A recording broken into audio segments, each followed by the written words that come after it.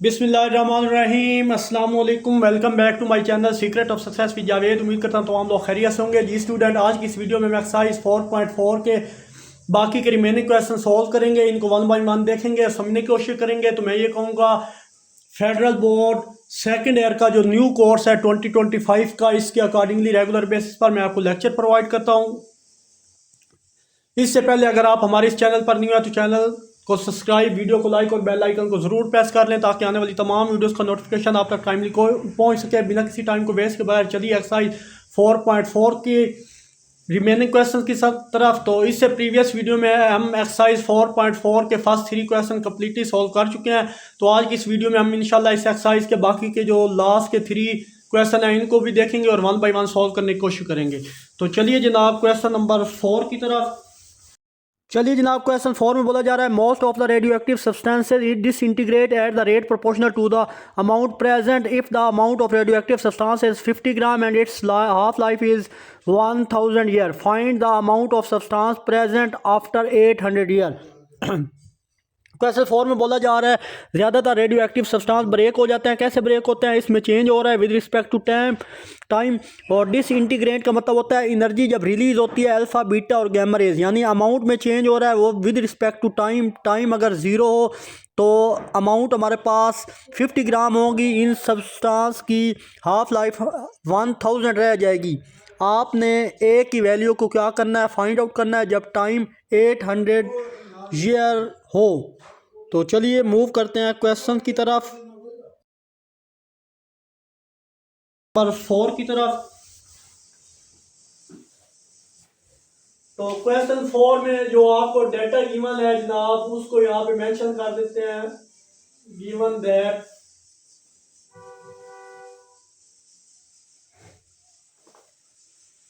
यहाँ मैं लिख देता हूँ AT is present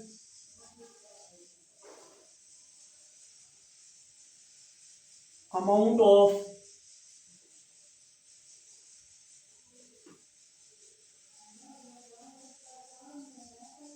radioactive substance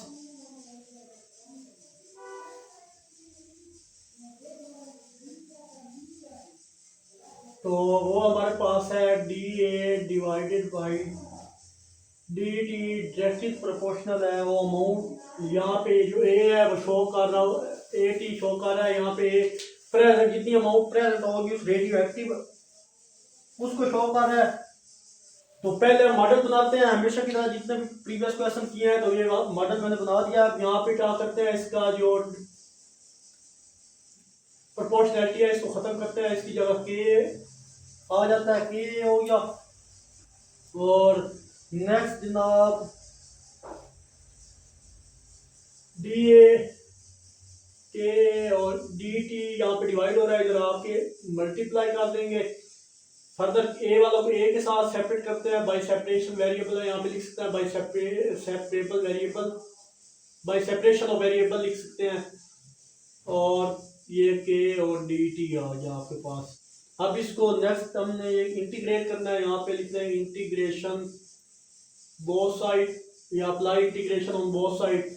तो जैसे इसको इंटीग्रेट करेंगे जनाब तो हमारे पास ये फॉर एग्जाम्पल इस फॉर्म में लिखता हूँ डी ए,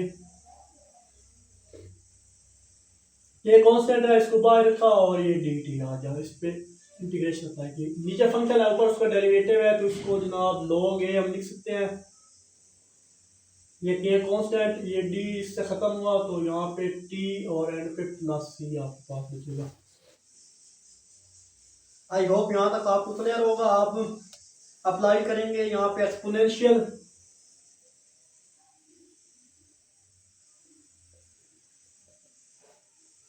बोथ साइड दोनों तरफ एक्सपोनेंशियल अप्लाई करें तो ई की पावर लॉग ए आ जाएगा यहाँ पे, और यहाँ पे ई की पावर के टी प्लस सी। तो अगेन इनको सेपरेट कर सकते हैं हम, लॉग और एंड ए दूसरे के एक्सपोनेंशियल रेसिप्रोकल होता है, ख़त्म हो जाएगा। यहाँ पे ए बचेगा तो यहाँ पे ई की पावर के टी और ई की पावर सी बेस सेम है तो इनको सेपरेट भी कर सकते हैं। तो अब देखिए ये बेस सेम है तो इनको जब ऐड करेंगे तो वो इस फॉर्म में आएगा। तो मतलब इसको मैं इस तरह भी लिख सकता हूँ। अगर हमें पता है एज कि हमारे पास जो ई की पावर सी है वो सी के ही बराबर होती है, इसको भी आप देख लें यहाँ पे ए इक्वल आ जाएगा ई की पावर और ये जनाब आ गया सी। ये आपके पास इक्वेशन नंबर ए बन गई जनाब। इसमें दो कांस्टेंट आपको नजर आ रहे हैं, एक सी और एक के। वो हम मालूम करेंगे जिसके लिए हमारे पास पहले से इनिशियल कंडीशन गिवन होती है। तो यहाँ आप लिख लें एट टी इक्वल है 0,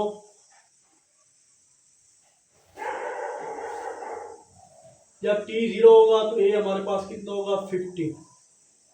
टाइम 0 पे उसने दिया था वैल्यू ऑफ 50, ए 50 होगा। तो यहाँ पे वैल्यू पुट कर देते हैं हम, put in equation A we get. जब इक्वेशन ए में पुट करेंगे तो जहाँ जहाँ ए है उसकी जगह 50 पुट कर दो। तो देखें ए की जगह मैंने 50 पुट किया और के की जगह उसकी वैल्यू पुट करनी, सी पहले लिख देते हैं ई की पावर के और टी की वैल्यू यहाँ पे 0 आ जाएगी। आई होप यहाँ तक क्लियर होगा। हमें पता है ई की पावर, अब देखें के 0 के से मल्टीप्लाई होगा तो 0 ही होगा। ई की पावर 0 किसकी इक्वल होता है 1 के होता है, ये भी आपको पता है। 1 जब सी से मल्टीप्लाई होगा तो यहाँ पे सी की वैल्यू 50 आएगी। पहला कांस्टेंट है इसकी वैल्यू आ गई, इसको अगेन पुट कर देते हैं। मैं put in equation A we get. जब इसको इक्वेशन ए में पुट करेंगे ये आपके पास इक्वेशन ए है तो हमारे पास सी की वैल्यू आ जाएगी 50 ई की पावर के टी। ये जनाब हमारे पास एक कांस्टेंट की वैल्यू फाइंड आउट होगी। इसको जनाब आप इक्वेशन बी का नाम दे दें। अब इस पे दूसरी कंडीशन हमारे पास है, उसको भी अप्लाई करते हैं। सेम क्वेश्चन नंबर 2, 3 की तरह है जैसे हमने वो किए थे। जब टी 1000 होगा तो हमारे पास ए की मिकदार रह जाएगी हाफ। 50/2 को हाफ करेंगे तो 25 ही होगी। तो इसको भी पुट कर दो equation 2, put in equation B. ये जो अभी बी बनाई है वो गेट इक्वेशन। अब ए की जगह आप 25 लिख लें, ये ए की जगह 25 मैंने किया है। देखिए उसने कहा था 1000 साल गुजरने के बाद वो हाफ हो जाएगा। पहले क्या थी 50 थी, 50 का हाफ किया तो 25 हो गया। तो ये जनाब 50 ई की पावर के और टी की वैल्यू यहाँ पे 1000 गिवन है। आई होप यहाँ तक भी आपको अच्छे से क्लियर होगा। तो फर्दर आप क्या करेंगे 25 ये 50 यहाँ पे मल्टीप्लाई हो रहा है, इधर आप क्या हो जाएगा डिवाइड होगा। ई की पावर आपके पास 1000 के बचा। अब हमें क्या करना पड़ेगा यहाँ पे एक्सपोनेंशियल तो फिनिश करने के लिए हम नेचुरल लॉग लेंगे। तो आई होप यहाँ तक आपको अच्छे से क्लियर हुआ होगा। तो ये साइड में रेज करने लगा हूँ, रिमेनिंग का पार्ट इधर करेंगे। तो चलिए जनाब यहाँ पे मैं लिख रहा हूँ टेकिंग नेचुरल लॉग, इधर लिख देते हैं taking natural log both side, दोनों तरफ नेचुरल लॉग लेंगे। तो अब देखें इसको सिंप्लीफाई करो। 50 25 1 ज़ा 25 22 ज़ा 50 होता है। तो यहाँ पे log 1/2 आ जाएगा, 1/2 बचेगा। फिर हमने log अप्लाई किया तो log 1/2 और यहाँ पे log e की पावर 1000 और ये के। अब ये आपको पता है कि log और एंटी log एक दूसरे के रेसिप्रोकल ख़त्म हो जाएंगे। तो यहाँ पे जनाब हमारे पास जब दो लोग डिवाइड हो रहे हो, देखें यहाँ पे log की प्रॉपर्टी यूज होगी। अगर आप सीधा सिंपल समझे यहाँ पे इस फॉर्म में लिखते हैं, दो लोग डिवाइड हो रहे हो जब तो उनको हम माइनस कर सकते हैं। तो log 1 माइनस log 2, ये log डिवाइड हो रहा था हम इनको माइनस कर सकते हैं। log की प्रॉपर्टी अप्लाई की मैंने और यहाँ पे ओनली 1000 के ही बचेगा। अब फर्दर क्या करेंगे, जब दो लोग माइनस हो रहे होते हैं आगे फिर log की प्रॉपर्टी वेट हमें के की वैल्यू चाहिए, इधर मल्टीप्लाई हो रहा है, इधर आके डिवाइड हो जाएगा इनके नीचे और ये के की वैल्यू। इन सब को सिंप्लीफाई करने के बाद हमारे पास log 1 आपको पता है एज लॉग जो 1 होता है वो 0 की इक्वल होता है 0, तो log 2 यानी minus log 2 divide by 1000 which is equal to K. Further इसको सिंप्लीफाई करें तो इस ये हमारे पास के की वैल्यू है, इसको उठाओ और पुट कर दो बी में, put in equation B we get. Equation B हमने बनाई थी, ये आपके पास इक्वेशन बी थी, तो कांस्टेंट की वैल्यू यहाँ पे पुट कर देते हैं के की जगह। तो ये 50 ई पावर के की वैल्यू आ गई माइनस log 2 डिवाइड बाई 1000 और ये साथ आ गया टी। आई होप यहाँ तक आपको अच्छे से क्लियर हुआ होगा। ये हमारे पास मॉडल बन चुका है न्यू, इसको जनाब आप इक्वेशन नंबर स्टार का नाम दे दें। अब आप जो लास्ट वर्क है कि जब उसने कहा था टाइम 800 साल हो, तो तब आपने ए की वैल्यू फाइंड आउट करनी थी, तो वो हम इजीली कर सकते हैं। तो उसके लिए अब यहाँ आई होप यहाँ तक आपको क्लियर हुआ होगा। तो ये साइड बी मुझे रेस करनी पड़ेगी सेंटर वाली, और बाकी का रिमेनिंग पार्ट हम इधर करते हैं। इन क्वेश्चन में कोई मुश्किल बात नहीं है, बस अगर आप को इंटीग्रेशन अच्छे से आती है और ज़्यादा से ज़्यादा प्रैक्टिस करें, इंशाल्लाह ये क्वेश्चन आपके लिए इजी हो जाएंगे। तो चलिए लास्ट जो उसने बोला था 8 साल के बाद, यानी जब टाइम 800 होगा तो आपने एक वैल्यू क्या करनी है, फाइंड आउट करनी है, वो कर लेते हैं। चलिए जनाब यहाँ पे 50 ई की power minus log 2 divide by 1000 और टी की जगह आप यहाँ पे वैल्यू पुट कर देते हैं, इसको मल्टीप्लाई कर दो 800 से, क्योंकि टी क्या था 800 था। अब ये 1000 ये 2 जीरो इस 2 जीरो से ख़त्म हुए, तो हमारे पास सिंप्लीफाई करने के बाद 50 e की power minus log 2 divided by यहाँ पे 10 बचेगा।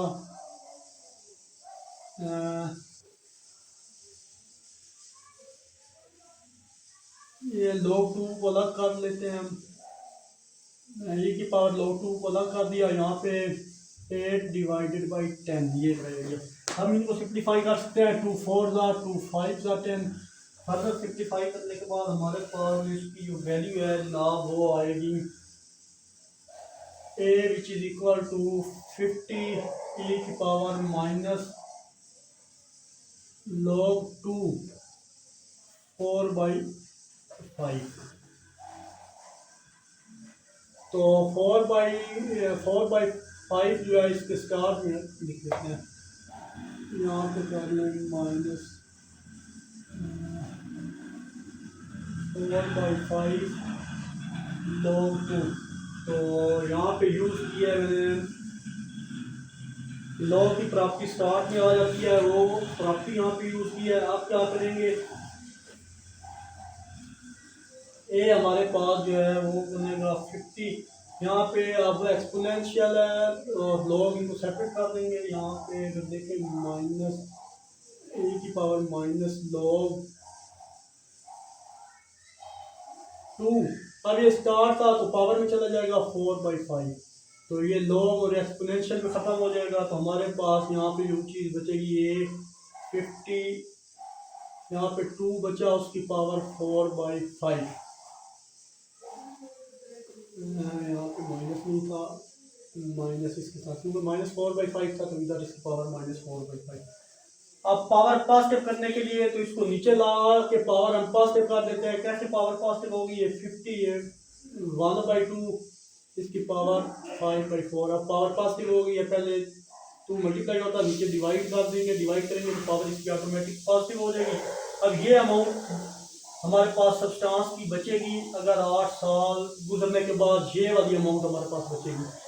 तो अब इसको सिंप्लीफाई करें तो हमारे पास सारी वैल्यू को सिंप्लीफाई यहाँ तक भी अगर आप करना चाहें तो वेल एंड गुड, यहाँ तक भी आंसर है। बट अगर फर्दर सॉल्व करना चाहें तो सिंप्लीफाई करने के बाद 28.7 ये हमारे पास फाइनल आंसर है, यानी ये अमाउंट ऑफ सब्सटेंस बाकी बचेंगे 800 साल गुजरने के बाद। आई होप क्वेश्चन नंबर 4 आपको अच्छे से क्लियर हुआ होगा।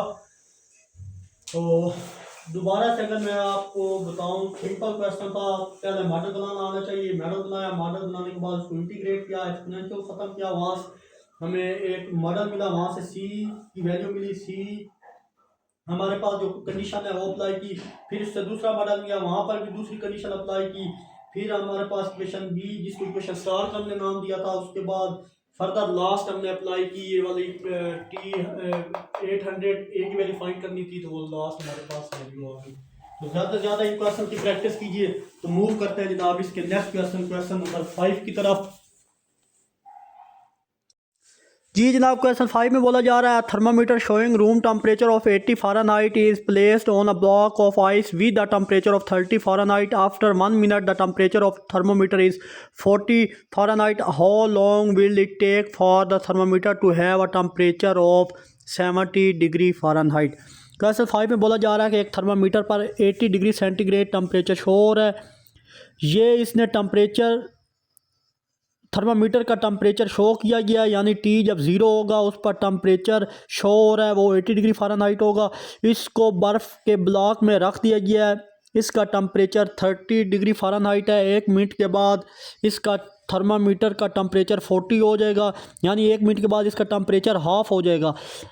अब 70 फ़ारेनहाइट कब होगा वो टाइम आपने फाइंड आउट करना है। आई होप ये स्टेटमेंट आपको अच्छे से क्लियर होगी। बाकी का सारा कंसेप्ट हम क्वेश्चन में अच्छे से देख लेते हैं। तो चलिए जनाब क्वेश्चन नंबर 5 की तरह अगर आपको याद हो क्वेश्चन 2 जैसे हमने किया था उसका मॉडल बनाया था, सेम इसी तरह इसका मॉडल भी बनाएंगे जो हमारे पास क्वेश्चन नंबर 5 है। तो मॉडल आपके पास जो उधर बना था यहाँ पे मैं लिख देता हूँ इसका solution A D T directly proportional है टी माइनस टी एस। वहाँ पे यही मॉडल यहाँ पर टेम्परेचर फ़ारेनहाइट में दिया गया, वहाँ सेंटीग्रेड में था। तो आई होप ये चीज़ आपको पता होगी।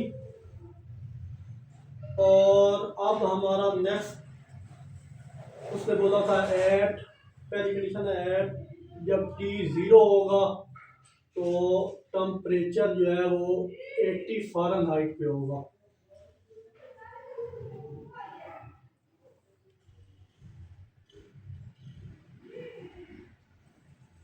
अगर टेम्परेचर सेंटीग्रेड में हो तो आप इसको फ़ारेनहाइट में कन्वर्ट कर सकते हैं।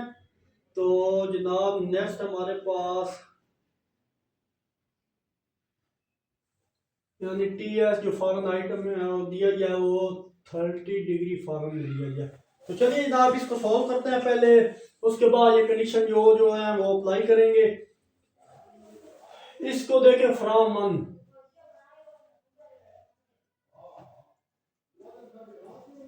इसका जो खत्म करेंगे एक्सपोनेंट, ये आपके पास इसकी प्रोपोर्शनैलिटी खत्म करेंगे तो हमारे पास डी टी के आ जाएगा और टी माइनस टी एस आ जाएगा। और फर्दर अगर देखें जनाब तो हमारे पास ये d t which is equal to k t minus T s, d t divide हो रहा है, इधर आपको मल्टीप्लाई कर दिया, पहले सेपरेबल इक्वेशन बनाएंगे उसके बाद इसको सॉल्व करेंगे जनाब। तो यहाँ पे ये सारा मल्टीप्लाई हो रहा है के डी टी के साथ, इधर आगे डिवाइड कर देंगे तो T minus T S which is equal to K और डी टी। अब नेक्स्ट हमारा काम होता है इंटीग्रेशन करना। सेपरेबल इक्वेशन बन चुकी है, यहाँ पे इंटीग्रेट करेंगे इसको कि 1 over T minus T s d T और कांस्टेंट के बाहर है और इंटीग्रेट करेंगे हम डी टी को। आई होप यहाँ तक तो सिंपल स्टेप है जो आप करते हैं पिछले क्वेश्चन में, ये वाला काम हमने करना था वही। फर्दर यहाँ पे क्या करेंगे जनाब कि इंटीग्रेट करेंगे, नीचे फंक्शन है ऊपर उसका डेरिवेटिव है, तो आप नीचे वाले फंक्शन के साथ लॉग अप्लाई कर सकते हैं। तो टी माइनस टी एस ये इसके साथ लॉग अप्लाई हो गया, ये के ये डी इसके साथ खत्म हुआ तो टी और ख़त्म करने के बाद ये सी कांस्टेंट आ जाए, इंटीग्रेशन ख़त्म होता है उसके बाद सी आ जाता है कांस्टेंट। अब फर्दर क्या करेंगे जनाब, अब फर्दर हम ये करेंगे कि एक्सपोनेंशियल लेंगे,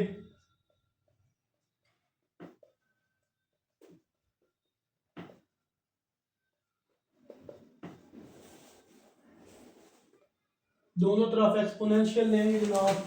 जब हम एक्सपोनेंशियल लेंगे दोनों तरफ तो यहाँ पे आ जाएगा जनाब ई की power log t minus T S which is equal to e की पावर के टी प्लस सी। फर्दर देखें तो ये इसके साथ ख़त्म, t माइनस टी एस बचेगा और इसको भी सेपरेट कर सकते हैं। हमें पता है, पीछे पढ़ा है कि एज ई की पावर सी बी सी ही होता है, सो दैट हम कह सकते हैं t minus T S which is equal to c e की पावर के टी। ये जनाब आपके पास क्वेश्चन नंबर ए बन चुकी है। ये हमारा बन चुका है। आप कंडीशन अप्लाई करते हैं, जो जो ये पहली कंडीशन दी गई थी हमें वो अप्लाई करेंगे। इनिशियल कंडीशन के एट जब टी 0 होगा तो टेम्परेचर आपके पास 80 होगा। पुट इन ए, तो ए में जैसे हम इसको पुट करेंगे जनाब, तो यही कंडीशन हम यहाँ पे पुट कर देते हैं। तो अगर देखें आपके पास टी एस भी गिवन है ये, तो टी एस की भी इधर वैल्यू पुट कर देंगे यहाँ पे। तो टी आपके पास 80, टी एस ये टी की जगह मैंने 80 पुट कर दिया। टी एस आपके पास स्टार्ट में मैंने बताया था गिवन था ये 30 ये चीज़, और विच is equal to c e की पावर के, और टी की वैल्यू यहाँ पे 0 आ गई। हमें पता है ई की पावर 0 जो होता है वो 1 के इक्वल होता है, तो मतलब 1 यहाँ पे 1 सी से मल्टीप्लाई सी। 80 माइनस 30 करें तो आपके पास 50 बचेगा, और यही सी की वैल्यू है। इसको पुट कर दें आप इक्वेशन ए में, तो इक्वेशन ए में सी की जगह वैल्यू आ जाएगी T minus T 30 which is equal to 50 e की पावर के टी। तो इसको जनाब आप इक्वेशन नंबर बी का नाम दे दें। अब फर्दर दूसरी आपके पास कंडीशन है कि जब टी की वैल्यू 1 होगी तो आपके पास टेम्परेचर कितना होगा, 40 होगा। इसको भी पुट कर दो इन इक्वेशन बी। इसी दूसरे मॉडल में इसकी वैल्यू पुट कर, टी की value 40 minus 30 which is equal to 50 e की पावर के, और टी की जगह यहाँ पे क्या आ जाएगा, 1 आ जाएगा। फर्दर यहाँ पे तो 10 बचेगा विच इज इक्वल टू 50 ई की पावर के, और यहाँ पे 10 50 यहाँ पे मल्टीप्लाई हो रहा है, इसके साथ यदि आप डिवाइड कर देंगे तो यहाँ पे ई की पावर हमारे पास के बचेगा। तो जनाब 10 1 ज़ा 10, 10 5 ज़ा 50, तो 1/5 ई की पावर ये के बच गया। अब यहाँ पे स्पेस कम है, दैट्स वाई मुझे यहाँ पे रेज करने पड़ेगी ये वैल्यू, ये इसको रेज कर देते हैं। अब देखिए यहाँ पे अप्लाई क्या करना पड़ेगा, taking L N both side, तो यहाँ पे log 1/5 हो जाएगा और log ई की पावर के हो जाएगा। लो इसके साथ खत्म हो जाएगा, log 1/5 अगेन वही होगा, log 1 माइनस log 5। जब 2 डिवाइड हो रहा तो उसको माइनस कर सकते हैं इस तरह, और यहाँ पे हमने के बचेगा। तो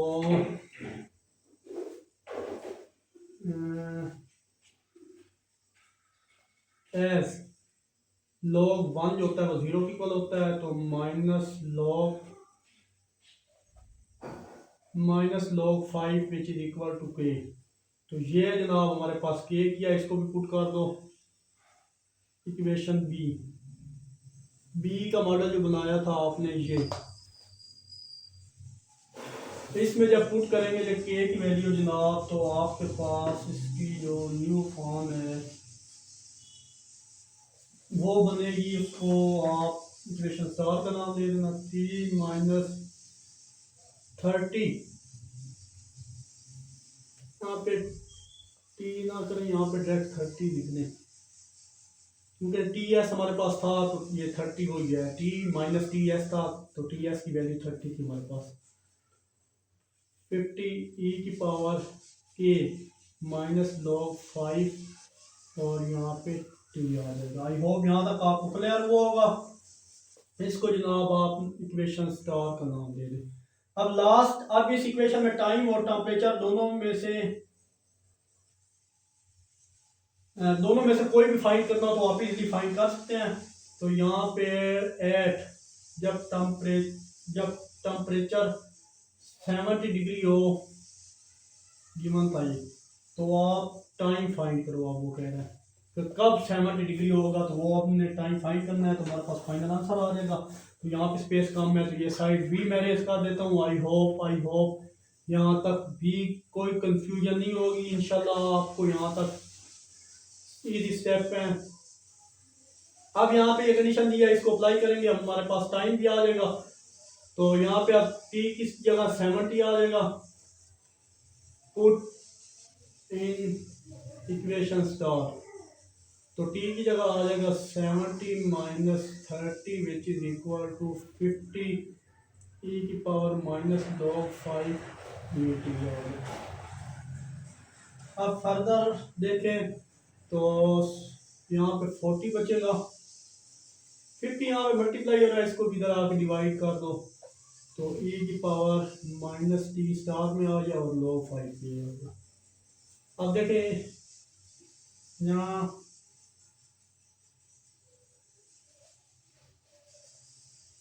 4/5 में इक्वल टू ये 0 ख़त्म किया। यहाँ पे जनाब ई की पावर log 5t उसकी पावर में चला जाए, जो टी बैक में होता है log की प्रॉपर्टी होती है जो स्टार्ट में हो उसकी पावर में चला जाता है, तो माइनस टी ये इसकी पावर में चला जाए, ये ई और log में ख़त्म हो जाएंगे। तो 5/4 विच इज इक्वल टू 5 की पावर माइनस टी, ये चीज़ बचेगा। अब पावर पॉजिटिव करने के लिए 1/5 करना पड़ेगा, 4/5 which is equal to power नीचे अगर पॉजिटिव करें तो ये टी ही रह जाएगा। अब taking log on both side, दोनों तरफ log अप्लाई करें, तो ln 4/5 यहाँ log जनाब आ जाएगा 1/5 की पावर 3। तो यहाँ पे log 4/5, तो log की पावर है, फिर log की प्रॉपर्टी है जो पावर ऑफ स्टार्ट में आ जाती है, तो t क्योंकि हमें t चाहिए था इसलिए ये प्रॉपर्टी यूज कर रहे हैं। t की वैल्यू में फाइंड करनी थी, दैट्स व्हाई पावर t से स्टार्ट हो गया। अब हमें t की वैल्यू चाहिए, ये मल्टीप्लाई हो रही है, log 1/5 इधर आके डिवाइड कर देंगे, तो log 4/5 पहले है और उसके नीचे डिवाइड होगा log 1/5। और यहाँ पे जो चीज़ बची थी वो हमारे पास t बचे थी, इसी चीज़ की हमें ज़रूरत भी है। अब फर्दर क्या करेंगे जनाब, तो हमारे पास यहाँ पे सिंप्लीफाई करने के बाद ये मैंने ऑलरेडी की हुई है सिंप्लीफाई, 1/5 है, तो हमारे पास सिंप्लीफाई करने के बाद 0.14 मिनट, ये जनाब आ गया आंसर। अब इसे मिनट को आप सेकंड में तब्दील कर सकते हैं, तो मल्टीप्लाई कर दो इसको 60 के साथ, तो 0.14 मल्टीप्लाई बाई 60, तो टी की वैल्यू हमारे पास जो एग्जैक्ट है वो है 8.3 सेकंड। ये वो टाइम था जनाब जब 70 डिग्री सेंटीग्रेड पे ये टाइम होगा। आई होप ये क्वेश्चन भी आपको अच्छे से क्लियर हुआ होगा। तो दोबारा से बता दूं, फर्स्ट ऑफ ऑल वही मॉडल जो हमने क्वेश्चन 2 में वो आयशा वाला क्वेश्चन था उसमें सॉल्व किया था, उसी मॉडल को लेके चले, वहां से हमने इंटीग्रेट करने के बाद एक्सपोनेंशियल अप्लाई किया, तो हमें एक मॉडल मिल गया, उसको इक्वेशन 1 का नाम दिया, वहां पे सी एक कांस्टेंट था और एक तो ये था। सी कांस्टेंट पता करने के लिए पहली इनिशियल कंडीशन अप्लाई की, तो सी की वैल्यू 50 आ गई थी। फिर नेक्स्ट हमारे पास दूसरा मॉडल बन गया था, फिर हमने उसको इक्वेशन बी का नाम दिया, वहां पे दूसरी कंडीशन जब T1 था तो टेम्परेचर 40 डिग्री सेंटीग्रेड था, वो अप्लाई की, वो सिंप्लीफाई करने के बाद हमारे पास न्यू मॉडल बना, वहां से हमने के की वैल्यू फाइंड की, उसको न्यू मॉडल जो बना था उसमें के की वैल्यू फाइंड करने के बाद इक्वेशन स्टार का नाम उसको दे दिया, ये इक्वेशन स्टार बनी थी हमारे पास। इक्वेशन स्टार के बाद ये लास्ट हमारे पास जब होता है उसने कहा कि टेम्परेचर 70 डिग्री सेंटीग्रेड होगा, तो आप वो टाइम बताओ जो टेम्परेचर हो 70 डिग्री होगा, तो ये सारी सिंप्लीफिकेशन करने के बाद वो टाइम हमने निकाल दिया 8.3 सेकेंड, यानी 8 मिनट 3 सेकेंड होंगे जब वो 70 डिग्री सेंटीग्रेड टेम्परेचर पर था। आई होप ये क्वेश्चन भी आपको अच्छे से क्लियर हुआ होगा। तो मूव करते हैं जनाब इस एक्सरसाइज के फाइनल और लास्ट क्वेश्चन की तरफ। चलिए जी, क्वेश्चन नंबर 6 में बोल रहे हैं, a ball is throne upward with a velocity of 40 ms, develop a differential equation represent in the flow phenomena and find the velocity of ball after 1 second. Also find the maximum height attained by the ball. Neglect the air resistance. Question 6 में बोला गया है एक ball को 40 ms की velocity से ऊपर फेंका गया है। आप इस डिफरेंशियल इक्वेशन को बनाएं जो फ्लो के फिनोमेना को जाहिर कर रही है। आपने इस बॉल की वेलोसिटी मालूम करनी है इस 1 सेकंड के बाद। इसके अलावा वो मैक्सिमम हाइट भी फाइंड आउट करनी है जो बॉल ने हासिल की होगी।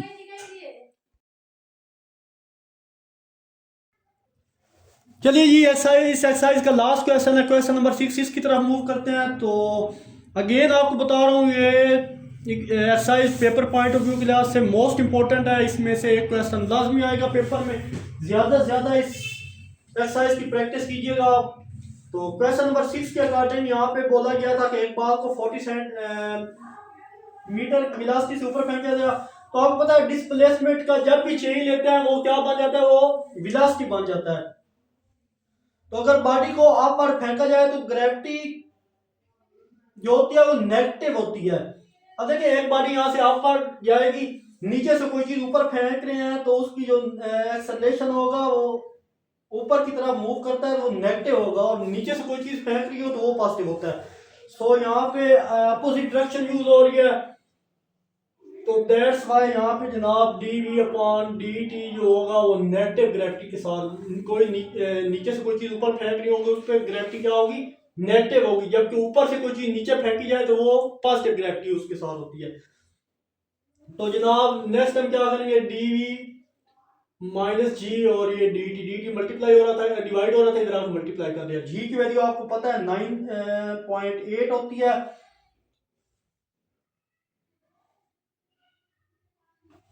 यहाँ बेशक मेंशन कर लो g इक्वल है 9.8 ms। g की ये वैल्यू है। आई होप ये आपको पता होगा, जो फिजिक्स स्टूडेंट पढ़ रहे हैं वो अच्छे से जानते हैं g की वैल्यू यही है। तो फर्दर आप क्या करेंगे, इसको सिंप्लीफाई करें तो dv इक्वल टू g की वैल्यू -9.8 dt आ गई। अब इसको फर्दर हम क्या करेंगे, अप्लाई करेंगे इस पे integration, apply integration on both side. तो जनाब ये dv आ जाएगा, ये कांस्टेंट है 9.8 बाई रहेगा और अप्लाई इस पे करेंगे तो ये d से ख़त्म, ये d से ख़त्म, यहाँ पे v आ जाएगा -9.8 t प्लस c। ये आपके पास कांस्टेंट c आ गया यहाँ पे। तो ये जनाब आपके पास इक्वेशन नंबर a बन गई। अब यहाँ पे आई तो कंडीशन गिवन होंगी, वहां से हम कांस्टेंट वैल्यू c की जो वैल्यू है वो भी फाइंड आउट कर लेंगे। इनिशियल कंडीशन आपके पास होगी तो यहाँ पे बेशक लिख दें ऊपर इनिशियल कंडीशन लिखना चाहें, वरना डायरेक्ट लिख दें व्हेन जब t 0 होगा तो वेलोसिटी हमारे पास 40 होगी। इसको पुट कर दो इन 1 या a, इस इक्वेशन में पुट कर रहा हूँ तो v क्या होगी 40। तो v की जगह 40, यहाँ पे -9.8 और t क्या होगा 0, 0 से सब मल्टीप्लाई होगा तो ये 0 ही होगा। तो c की वैल्यू क्या आ जाएगी 40 आ जाएगी। ये c की वैल्यू जो 40 है जनाब, अब आप क्या करेंगे, ये उठाएंगे इसको इक्वेशन a में पुट करें, पुट इन a। जब a में वैल्यू पुट करेंगे तो वही इक्वल आ जाएगा -9.8 t प्लस 40। ये जनाब आपके पास इक्वेशन b बन गई। अब आपके पास इक्वेशन b है और नेक्स्ट कंडीशन हमें जो है वो दी गई है वो भी अप्लाई करेंगे। इनिशियल कंडीशन उसने कहा था कि आपने v की वैल्यू मालूम करनी है एट जब t कितना होगा 1 सेकंड होगा। तो इसको पुट कर दें b में, पुट इन इक्वेशन b। जब इसको b में पुट करेंगे v हमें चाहिए तो v एज इट इज आ जाएगा -9.8 t की जगह 1 पुट करो और ये प्लस 40। तो फर्दर सिंप्लीफाई करो तो -9.8 प्लस 40 तो v की वैल्यू हमारे पास डायरेक्ट आ जाएगी 33.2 ms। तो ये वेलोसिटी भी हमने फाइंड आउट कर दी। नेक्स्ट बोल रहा है कि इस बॉल ने जितनी मैक्सिमम हाइट अटेन किया है वो भी बताओ। हाइट मालूम करने का मतलब आपको अच्छे से पता है कि टोटल डिस्टेंस मालूम करना होता है कि हवा की रेजिस्टेंस को वहां से निकाल देंगे, क्योंकि उसने बोला हुआ था निगलेक्ट द एयर रेजिस्टेंस। हवा की रेजिस्टेंस को निकाल देता है आप यानी डिस्प्लेसमेंट में तब्दीली वेलोसिटी होती है, तो ds ओवर dt करेंगे तो आपके पास वेलोसिटी भी आ जाएगी। यानी s शो कर रहा है मैक्सिमम हाइट को, मैक्सिमम हाइट जो है वो हमने क्या करनी है, वो फाइंड आउट करनी है। यानी कोई चीज जब ऊपर जा रही थी तो ये वाला जो डिस्टेंस है वो हमने फाइंड करना है डिस्प्लेसमेंट, तो यहाँ पे ds ओवर dt वो आ जाएगा जनाब v क्या था ये आपको पता है। यानी इसका डेरिवेटिव लेंगे वेलोसिटी का तो आपके पास डिस्प्लेसमेंट आ जाएगा। तो यूजिंग इक्वेशन 1 ए, यूजिंग इक्वेशन ए, यानी इस इक्वेशन ए को यूज करें, वहां से वैल्यू v की हमने लेनी है, वो यहाँ पे मैं पुट कर देता हूँ। v की वैल्यू हमारे पास है -9.8 प्लस c। फर्दर आप क्या करेंगे, ds हमें चाहिए, मल्टीप्लाई डिवाइड हो रहा है, इधर आप मल्टीप्लाई कर दें -9.8 प्लस c और ये जनाब आ जाएगा dt, ये इक्वल है। अब इस पे सिंपल इंटीग्रेट करना है, apply integration on both side, दोनों तरफ इंटीग्रेशन अप्लाई की तो ds which is equal to -9.8 plus c और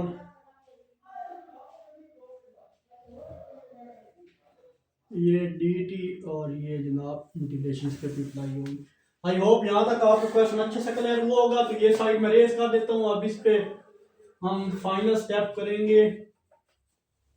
तो चलिए इसको इंटीग्रेशन खत्म किया, यहाँ से डी इससे खत्म हुआ, तो ये कांस्टेंट बाहर करने के बाद हमारे पास जो चीज बचेगी यहाँ पे वो बचेगी s। जब ये डी खत्म किया s यहाँ पे बचेगा वो है -9.8 और t का डेरिवेटिव लेंगे तो t²/2 होगा।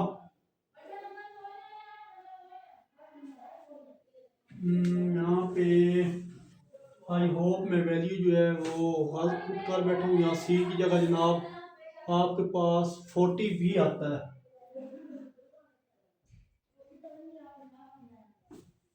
इसके साथ टी भी था, तो ये टी का स्क्वायर लिया तो t²/2, इसके साथ टी भी था तो t²/2 हो जाएगा। इसके इंटीग्रेट किया तो इसके साथ टी आ जाएगा प्लस 40t और लास्ट पे कांस्टेंट इंटीग्रेशन खत्म करें उसकी जगह सी आ गया।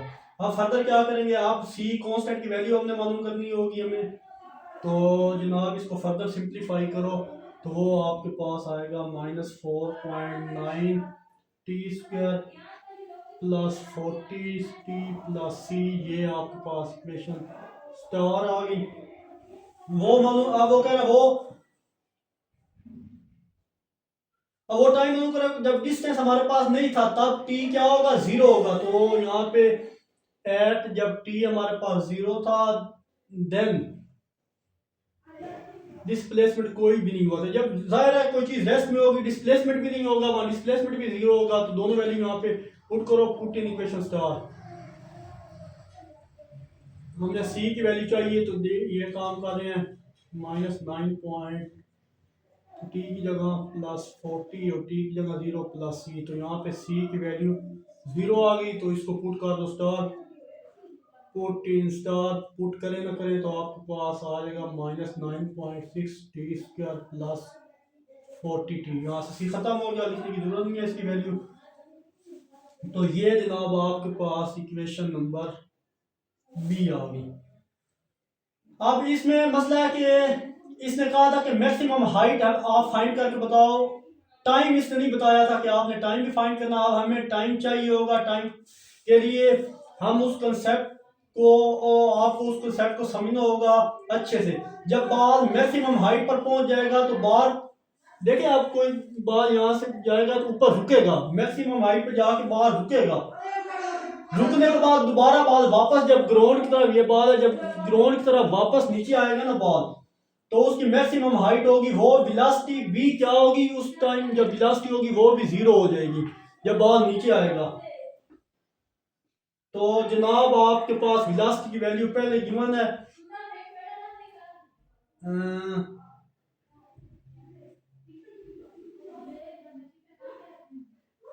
यहाँ पे वेलोसिटी की अगर आपको पता हो तो यहाँ पे हमने वेलोसिटी निकाली थी, ये वाली वेलोसिटी निकली थी, ये वाली